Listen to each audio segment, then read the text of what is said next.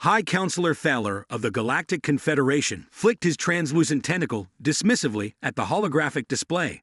Images of Earth's wildlife flickered before the assembled alien dignitaries. Lions, bears, sharks, and wolves. These are the apex predators of humanity's home world, he scoffed, his voice translator conveying perfect disdain. Their physical capabilities are laughable compared to the dragon-hunting beasts or the silicon predators of Kepler 186f. The Earth ambassador, Dr. Miranda Stone, maintained her diplomatic smile. This was the third day of negotiations for Earth's admission to the Galactic Council, and the alien representatives had systematically dismissed every aspect of human civilization. Earth's biodiversity has produced remarkable adaptations, she offered.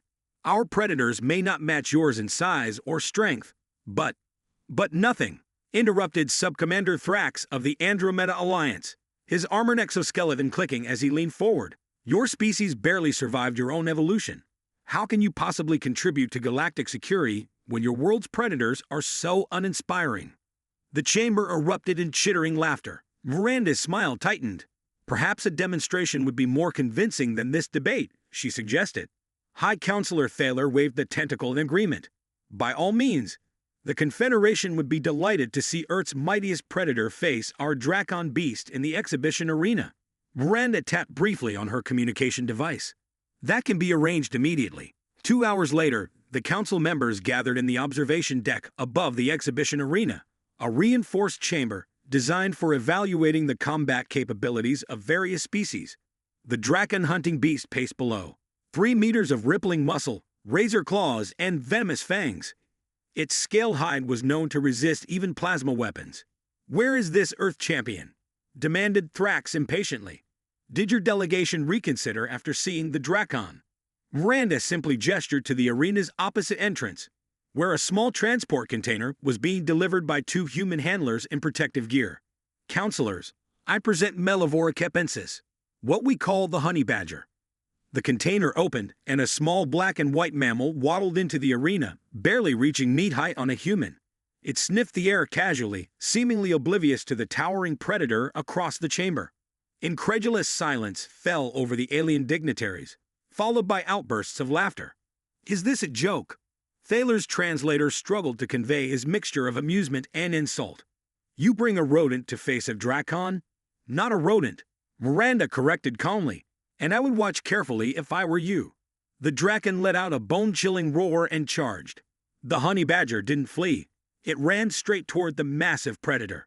What followed defied all alien expectations. The honey badger moved with shocking speed, dodging the initial strike and latching onto the Drakon's leg. The larger creature howled and thrashed, but the honey badger clung on, tearing through scales with teeth and claws designed to break open beehives. When the Drakon bit down, injecting venom that could paralyze creatures 10 times its size, the honey badger seemed merely annoyed. It released its grip, staggered momentarily, then shook itself and resumed its attack with even greater ferocity. Impossible, whispered Thrax.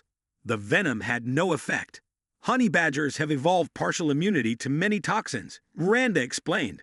They regularly consume venomous snakes and resist stings while raiding hives. They also have remarkably loose skin, allowing them to twist and fight even when grabbed. The battle continued for 20 astonishing minutes.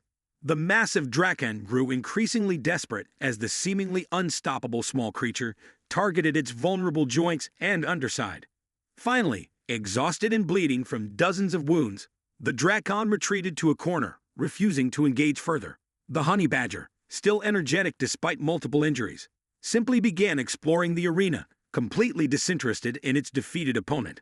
Stunned silence filled the observation deck.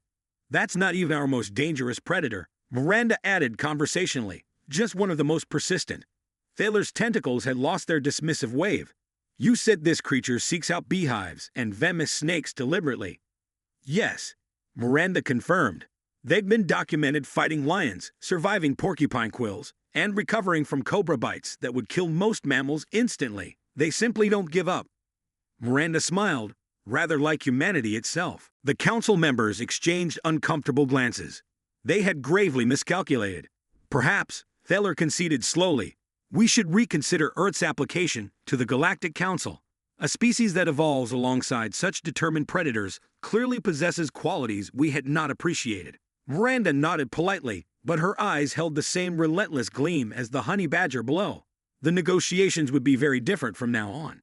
In the arena, the honey badger yawned, utterly unconcerned with having just rewritten humanity's galactic future.